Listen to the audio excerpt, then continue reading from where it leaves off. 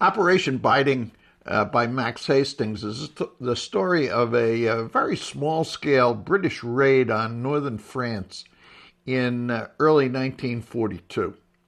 The objective of the raid was to steal the components of a German radar system called Würzburg that seemed to be very successful in tracking British bombers heading from England over to bomb locations in Germany. The raid only lasted on French soil about 3 or 4 hours, and it was, when I say small scale, I mean it was company size. It was about 149 men, and it required pretty close coordination between the RAF, the Royal Navy, and the brand new parachute group in the, I guess it was the British Army.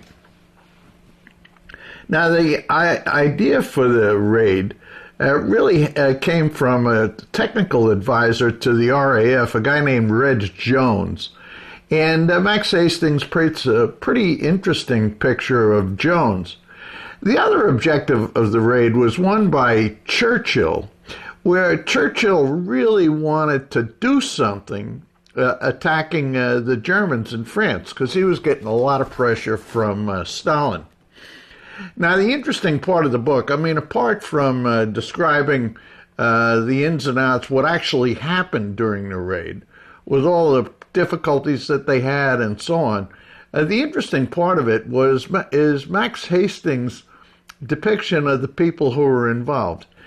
And we'll start off with the commander, the local commander of the raid, a guy named Major Frost, very interesting guy. And then the 149 or so men who went with him, who were a bunch of brand new Scots paratroopers. And when I say things went wrong, the parachute drops were sort of a little bit all over the place. They had difficulty with their radios. And luckily, they didn't run into very much German resistance. The raid was ultimately successful, and they managed to get the components that they needed from this radar set, and they were extracted from France by the Royal Navy. Really interesting story, and I think inspiring, because it depicts what a relative handful of soldiers were able to do in that situation.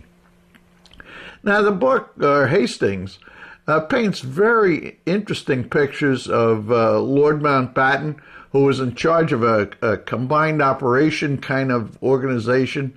He was looking to get something done, pulling together the Army, the Navy, and the Air Force. And also a guy named Frederick Boy Browning, who you may recall from A Bridge Too Far. He was the British commander of the brand new paratroop unit. Very good book, very interesting. Great sideline on a very small operation in World War II. Now, Max Hastings, I've got to say, is one of my favorite British military historians.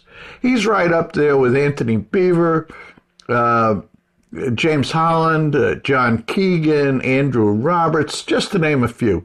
These guys are really good at writing military history, and Max Hastings is among the best of them.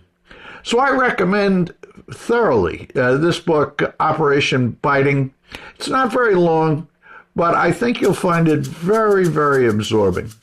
That's it for this week.